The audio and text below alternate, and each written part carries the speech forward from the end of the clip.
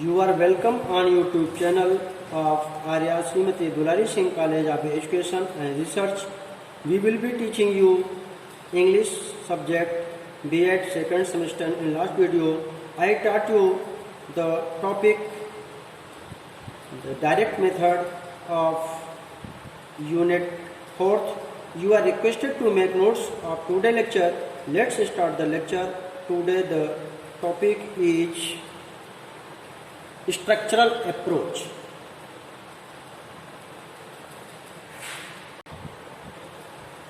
आपने जो है यहाँ पर स्ट्रक्चरल अप्रोच के विषय में पढ़ने जा रहे हैं। आपका रीडिंग एंड राइटिंग स्किल के विषय में आपने जो सेकेंड यूनिट में पढ़ा है उसमें आपका जो भी वीडियो चल रहा था उसमें कुछ मिस्टेक के कारण उसमें कुछ छूट गया है अंश, जो कि नेक्स्ट वीडियो में जब सेकेंड यूनिट पढ़ाया जाएगा तो उसमें उसको ऐड कर दिया जाएगा। Thank you. इसके साथ आपका ये न्यू टॉपिक है स्ट्रक्चरल अप्रोच। स्ट्रक्चरल अप्रोच वास्तव में यह स्ट्रक्चर से बना हुआ एक शब्द है। स्ट्रक्चर मीन्स होता है एक रचना, संरचना, और स्ट्रक्चर में संरचनात्मक, अप्रोच एक दृष्टिकोण। यहाँ पर जब किसी भी वाक्य का निर्माण करते हैं तो उसमें एक स्ट्रक्चर होता है, विशेष करके सब्जेक्ट, वर्ब एंड ऑब्जेक्ट का स्ट्रक्चर के माध्यम से कई प्रकार के वाक्य भिन्न भिन्न तरीके से बनाए जा सकते हैं। जैसे मैं कह दूँ कि आई टाट यू इंग्लिश, तो यहाँ पर एक स्ट्रक्चर तैयार हुआ, अफर्मेटिव स्ट्रक्चर।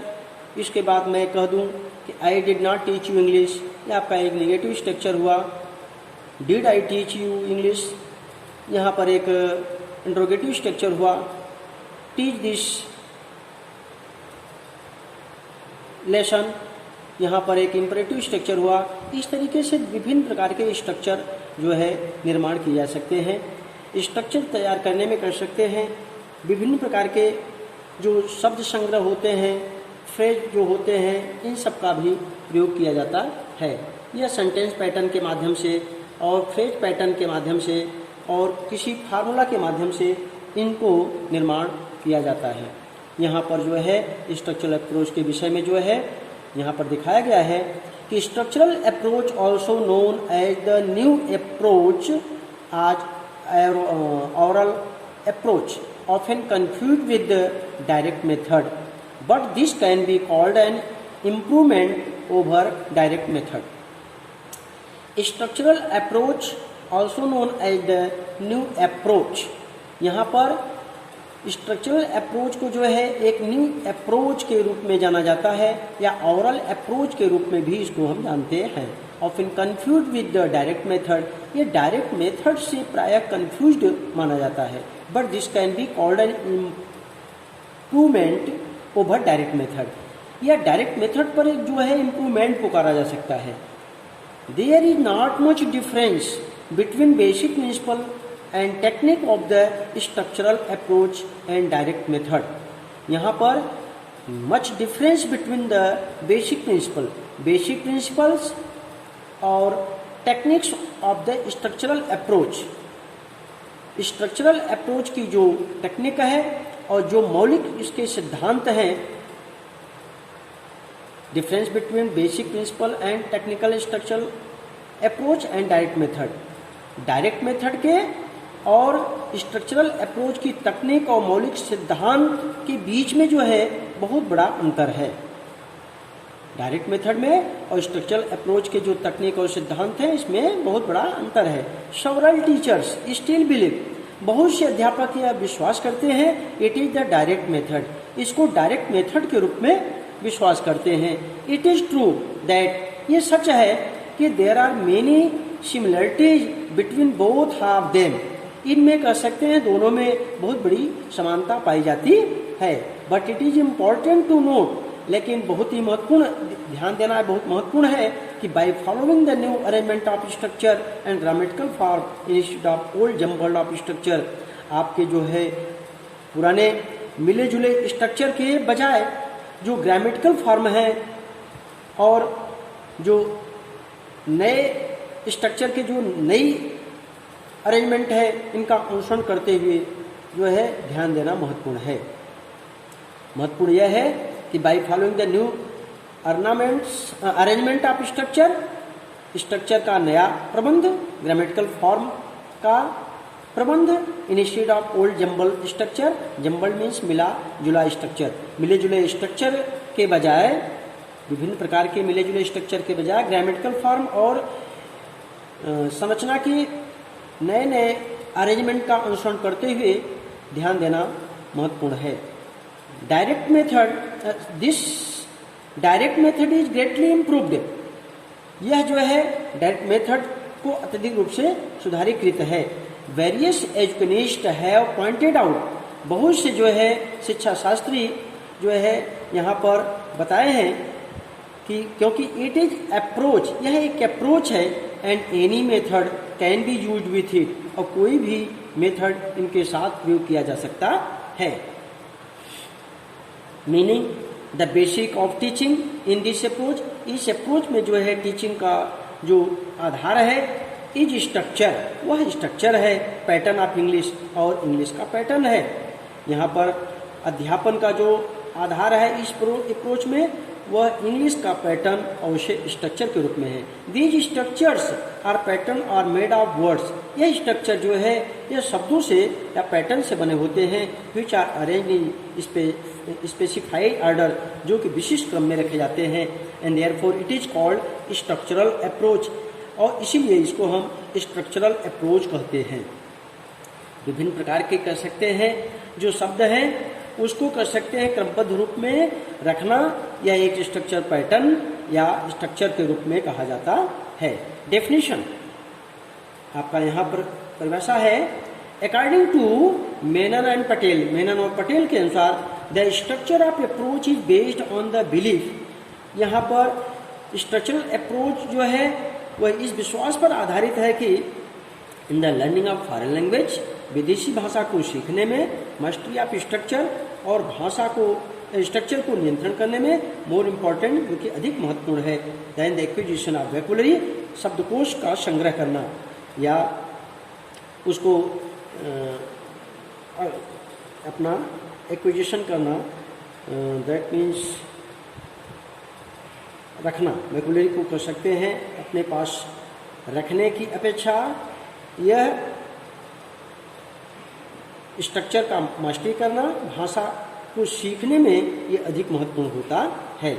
भाषा को सीखने में और स्ट्रक्चर को नियंत्रण करने में जो है शब्दकोश को एकत्रित करने की अपेक्षा अधिक महत्वपूर्ण होता है।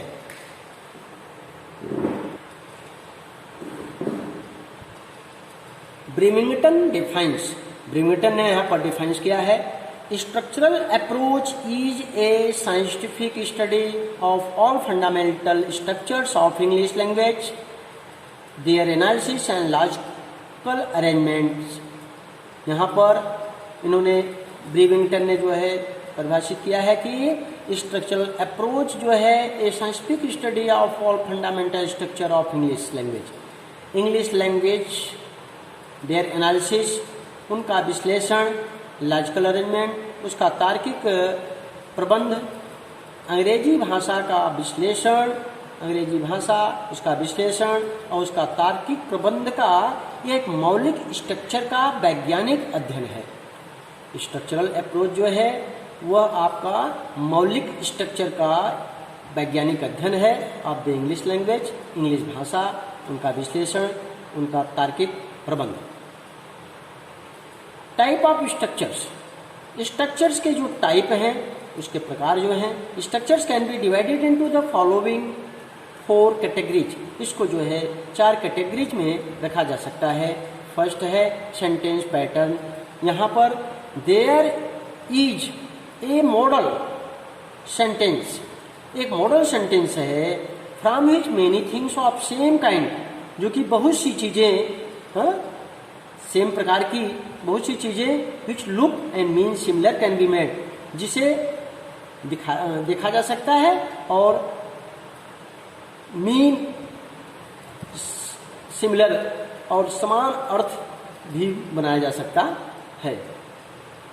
It is a model for sentences. Model for sentences, ये सेंटेंसेस का एक मॉडल है, एक उसका स्वरूप है, रचना है, सांचा है। Which will be of same type, जो कि सेम टाइप का होगा, but made up of different word, लेकिन वह विभिन्न शब्द हो सकते हैं। यहाँ पर जो है शब्द विभिन्न हो सकते हैं, लेकिन एक ही प्रकार का सेंटेंस का मॉडल हो सकता है। It is a model for sentences which will be same type. एक ही प्रकार के मॉडल बनाए सकते हैं, लेकिन विभिन्न शब्द हो सकते हैं। मॉडल एक होगा, लेकिन शब्द भिन्न हो सकते हैं। एग्जाम्पल के रूप में Ravi goes to school, Ravi जो है वो विद्यालय जाता है। अब यहाँ पर following this students can make many other sentence like, अर्थात निम्नलिखित फॉलोइंग दिस, इसका अनुसरण करते हुए students can make many other sentence, अन्य प्रकार के सेंटेंस को वह निर्माण कर सकता है। जैसे हरि गोज टू स्कूल है, फिर सीता गोज टू स्कूल है, रानी गोज टू स्कूल है। यहाँ पर जो है विभिन्न प्रकार के कर सकते हैं, सब्जेक्ट को जो है परिवर्तित करके विभिन्न प्रकार के सेंटेंस की रचना या कंस्ट्रक्शन कर सकते हैं। Phrase pattern, phrase is a word, phrase एक शब्द है या ग्रुप ऑफ वर्ड या शब्दों का समूह है। फिर डिपिक्ट्स एन आइडिया, जो अपना विचार चित्रित करता है, विदाउट बीइंग सेंटेंस, बिना सेंटेंस के, सेंटेंस होने के बिना, अर्थात बिना सेंटेंस की बनाए। हाँ, कोई भी कर सकते हैं, शब्दों का समूह हो या शब्द हो, उसको चित्रित करे तो उसको फ्रेज कहते हैं। It expresses an idea without it being a sentence, without being, बिना सेंटेंस बने ही अपने विचार को प्रकट कर देना। और क्लास या क्लास को प्रकट कर देना। ओवर द ट्री, पेड़ के ऊपर, अंडर द टेबल, टेबल के नीचे, स्टैंडिंग अंडर द ट्री, पेड़ के नीचे खड़ा हुआ, सिटिंग अंडर द ट्री, पेड़ के नीचे बैठा हुआ, एमंग द पीपल, लोगों के बीच में, ऑन द ईव ऑफ, पूर्व संध्या पर, ऑन द टेबल। इस तरीके के कर सकते हैं। जो प्रीपोजिशन के साथ में कोई शब्द रहते हैं उसको फ्रेज पैटर्न कहते हैं। तो फ्रेज पैटर्न जो होता है वह अपने विचारों को तो प्रकट करता है, लेकिन उसमें कोई वाक्य नहीं आता है, क्योंकि उसमें क्रिया नहीं रहती है।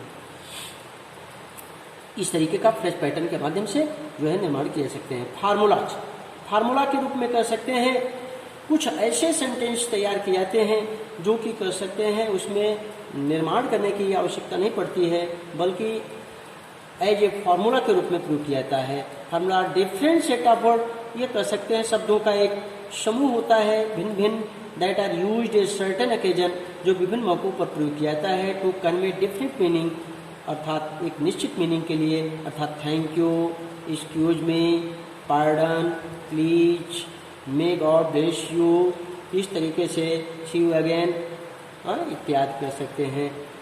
फार्मूला के रूप में कुछ सेंटेंस प्रयोग होते रहते हैं, जिसे आपको स्ट्रक्चर को पहले से ही कर सकते हैं व्यवस्थित शब्द समूह के रूप में माना जाता है। इसको अपने तरीके से अलग से लिखने की कोई आवश्यकता नहीं, आपको कंस्ट्रक्शन करने की कोई आवश्यकता नहीं है। आइडियम्स है आपका मुहावरा, आइडियम्स आर टॉट, आइडियम्स को जो है पढ़ा जाता है एज ए होल लाइफ। यहाँ पर होल लाइफ उन्हें संपूर्ण रूप में दिया है। बॉर्न विथ सिल्वर स्पून, अर्थात to arise women, born with silver spoon में इसका मतलब है कि धनी घर में पैदा होना, और टू एराइज वुमेन, और मानव से ही गलती होती है, गलती होना मानव का स्वभाव है। यह आपका एडियम्स के रूप में प्रयोग किए जाते हैं, जो कि लिखा रहता है कुछ, लेकिन उसके मीनिंग एक्सप्रेशन कुछ और होते हैं। इस तरीके से आपका जो है यह स्ट्रक्चर के रूप में वर्णन किया गया। आपका है सिलेक्शन ऑफ स्ट्रक्चर्स। यहाँ पर स्ट्रक्चर का जो सिलेक्शन है, structure should be selected very carefully. Structure को जो है वो ध्यानपूर्वक सिलेक्ट करना चाहिए। इन द बिगिनिंग, प्रारंभ में, they should be simple, only later on the difficult structure should be taken। यहाँ पर बताया गया है कि स्ट्रक्चर का चुनाव करना चाहिए ध्यानपूर्वक। शुरू में दे शुड बी सिंपल, ये सिंपल प्रयोग होना चाहिए। ओनली लेटर ऑन, केवल डिफिकल्ट स्ट्रक्चर के बाद शुड बी टेकन, लिया जाना चाहिए जो है कठिन वर्डों का, डिफिकल्ट स्ट्रक्चर का प्रयोग किया जाना चाहिए। अर्थात how nice it would have been if you were here, बहुत ही अच्छा होता यदि तुम यहाँ पर होते। यह स्ट्रक्चर आपका डिफिकल्ट स्ट्रक्चर है, तो यहाँ पर बताया गया है कि बच्चों को सबसे पहले जो है छोटे छोटे स्ट्रक्चर के माध्यम से बड़े स्ट्रक्चर की तरफ चलना चाहिए। नेक्स्ट क्राइटेरिया, इसकी जो अगली विशेषता है सेक्शन की, शुड बी यूजफुलनेस, जो की उपयोगिता भी होनी चाहिए। Structures that occur frequently in both books and written spoken language should be taught. Structure को जो है ये प्राय करके घटित होता है दोनों में, किताबों में और रिटन एंड स्पोकन लैंग्वेज में जो पढ़ाया जाता है। इन दोनों में रिटन एंड स्पोकन लैंग्वेज जो पढ़ाया जाना चाहिए, इनके बीच और किताबों के बीच में जो है प्रायः घटित होता है। स्ट्रक्चर का प्रयोग जो है किताबों में और लिखित और बोली जाने वाली भाषा में प्रयोग की जानी चाहिए। थर्डली, थर्ड जो है, those structure should be taken up first, अर्थात थर्ड स्ट्रक्चर को लेना चाहिए, टेकन फर्स्ट लेना चाहिए। व्हिच आर टीचेबल, जो पढ़ाने योग्य हो, अर्थात आई एम स्टैंडिंग और आई एम थिंकिंग, यहाँ पर मैं खड़ा हूँ, मैं सोच रहा हूँ, इस तरीके का ये टीचेबल है। Structure should match the level of the learners capacity, learner की कैपेसिटी के लेवल पर होना चाहिए। टू लर्न, सीखने के लिए, द लर्नर से उसके एज के हिसाब से, अर्थात स्ट्रक्चर का प्रयोग जो है लर्नर की कैपेसिटी पर और लर्नर की उम्र के हिसाब से होना चाहिए, जिससे वे सीख सकें। एम, इसका क्या एम्स है, क्या लक्ष्य है? To teach the following fundamental skill, यहाँ पर जो है कुछ फंडामेंटल मौलिक स्किल हैं। अंडरस्टैंडिंग, समझना, रीडिंग, पढ़ना, स्पीकिंग, बोलना, राइटिंग, लिखना, यह कर सकते हैं मौलिक कुशलता है। अर्थात किसी भी बच्चे को कर सकते हैं, कोई भी स्ट्रक्चर दिया है तो उसको समझ सके, उसको पढ़ सके, स्पीकिंग कर सके और राइटिंग कर सके। To enlarge the vocabulary of the students, यहाँ पर जो है बच्चों के वोकैबुलरी को बढ़ाने का कार्य करना चाहिए। एनेबल द चिल्ड्रेन, बच्चों में जो है योग्य बनाना चाहिए। Attain mastery over and essential vocabulary, essential आवश्यक जो शब्दकोश है उस पर जो है अपना नियंत्रण होना चाहिए। About 300 root words for active use, 300 root word जो उसके मूल शब्द हैं, 3000 मूल शब्द जो है ये आवश्यक वोकैबुलरी के साथ नियंत्रित होना चाहिए, जो कि फॉर एक्टिव यूज में जो कि कर सकते हैं, अपना सक्रिय प्रयोग में आते रहते हैं। Correlate the teaching of grammar and composition with the lesson of the text book, और इसके साथ साथ सहसंबंध बनाना टीचिंग ऑफ ग्रामर और composition with the lesson of the text book. Text book के जो लेसन हैं, टेक्स्ट बुक के जो लेसन, लेसन के साथ में कंपोजिशन और ग्रामर के अध्यापन का कोरिलेट होना चाहिए, साथ साथ संबंध होना चाहिए। जब आप कर सकते हैं पाठ पढ़ा रहे हैं तो कंपोजिशन का भी अध्यापन होना चाहिए और ग्रामर का भी अध्यापन होना चाहिए, इन दोनों का जो है कोरिलेशन होना चाहिए। Next, to improve and correct the students speech habit. Improve and correct, improve सुधारना है, करेक्ट शुद्ध करना है, स्टूडेंट स्पीच हैबिट, विद्यार्थियों के जो स्पीच की हैबिट है उसको शुद्ध करना और सुधारना का कार्य करना चाहिए, आपका उद्देश्य है। Make the classroom atmosphere interesting, और क्लासरूम का वातावरण जो है बहुत ही रोचक बनाना चाहिए और नेचुरल बनाना चाहिए, उसमें कोई बनावट नहीं दिखनी चाहिए।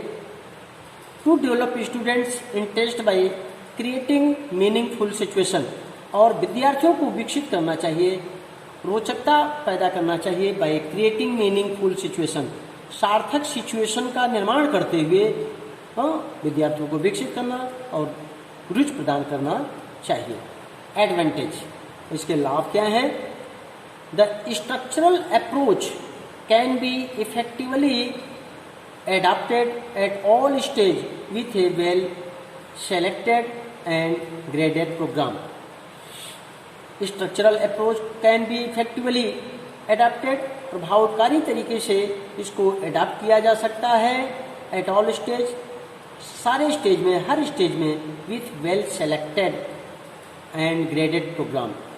जो सेलेक्टेड अच्छी तरीके से चुनी गई और ग्रेडेड विशेष प्रोग्राम है, उसके साथ में जो है सारे स्टेज को जो है प्रभावकारी तरीके से स्वीकार किया जा सकता है। थ्रू दिस अप्रोच, इस अप्रोच के माध्यम से N appropriate environment is created for learning, learning के लिए जो है उचित वातावरण जो है देनी चाहिए। इस अप्रोच के माध्यम से उचित जो है एनवायरनमेंट देनी चाहिए फॉर लर्निंग, सीखने के लिए एक उचित वातावरण देनी चाहिए। Useful for teaching prose and poetry, यहाँ पर प्रोज व पोट्री के अध्यापन के लिए उपयोगी हो।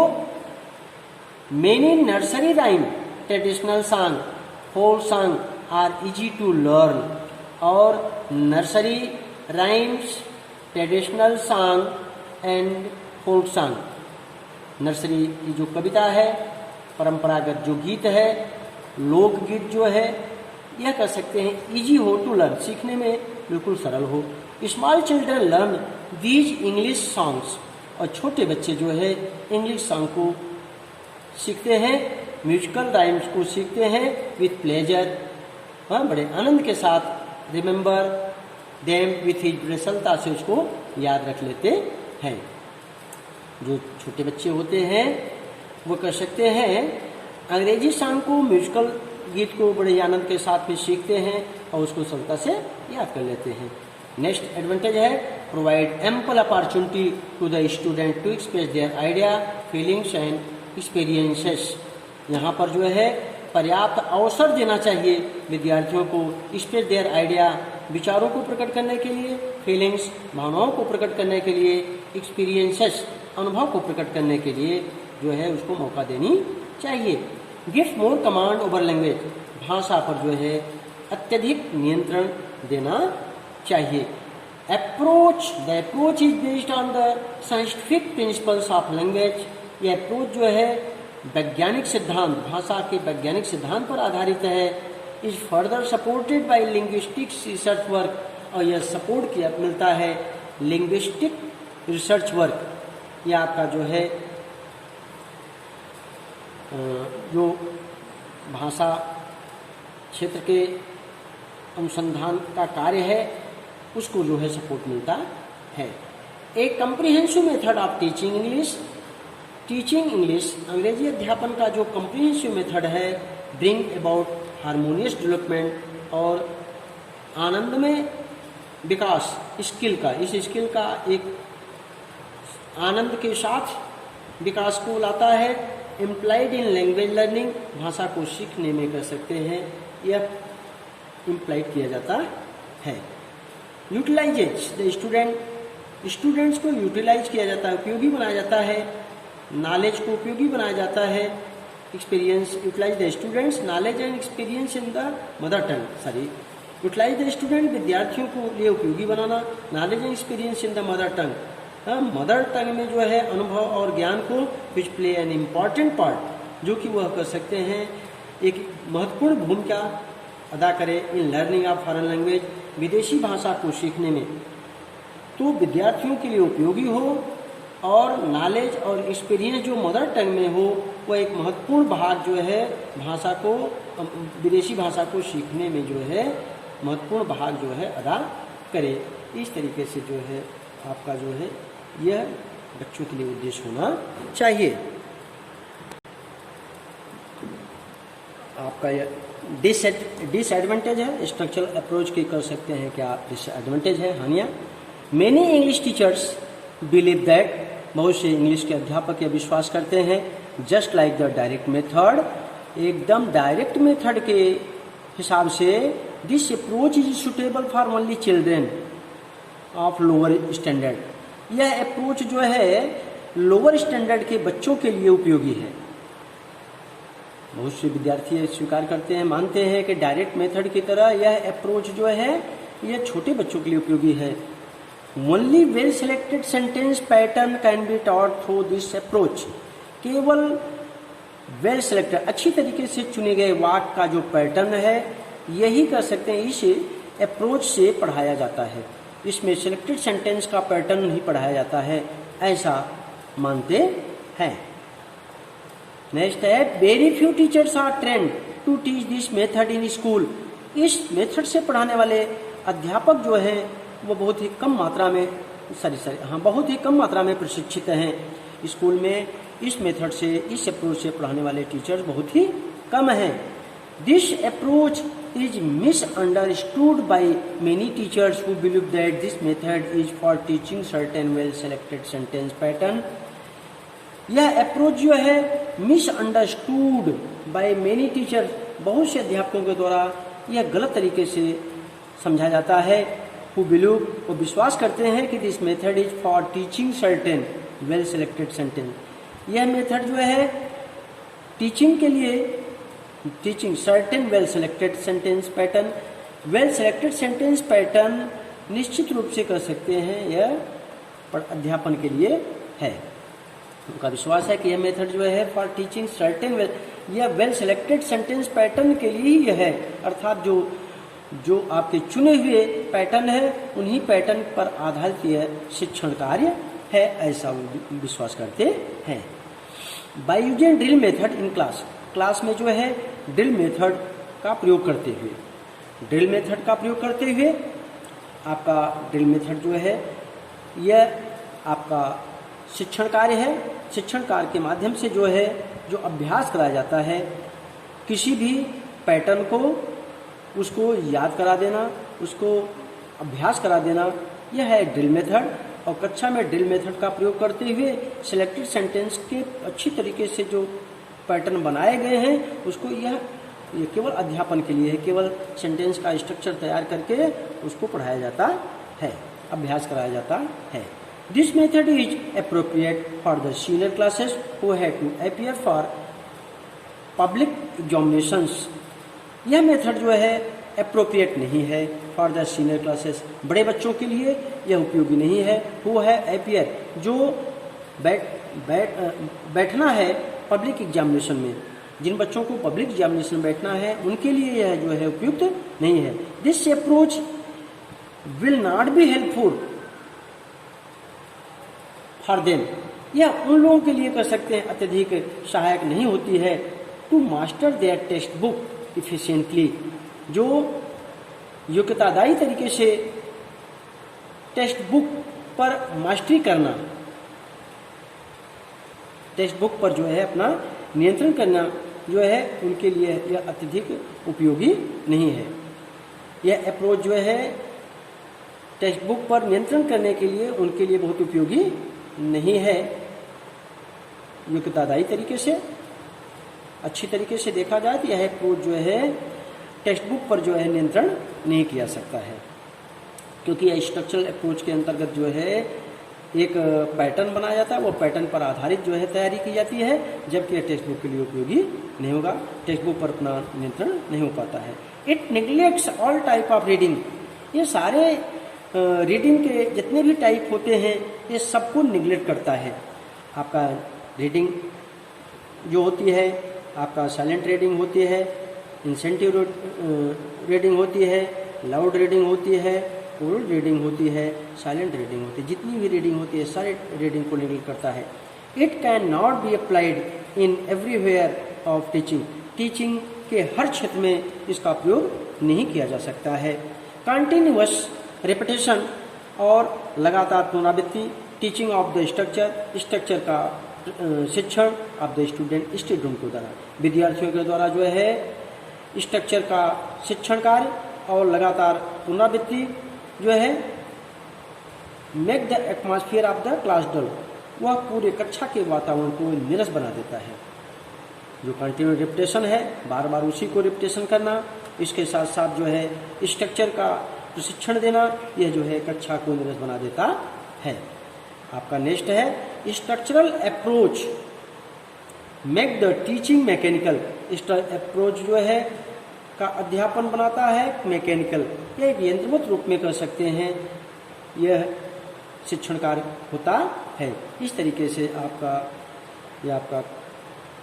स्ट्रक्चरल अप्रोच के विषय में आपने अध्ययन किया। आपका नेक्स्ट जो टॉपिक है वह आपका होगा कम्युनिकेटिव अप्रोच आर मेथड। इस संबंध में आप नेक्स्ट वीडियो में स्टडी करेंगे। Thank you.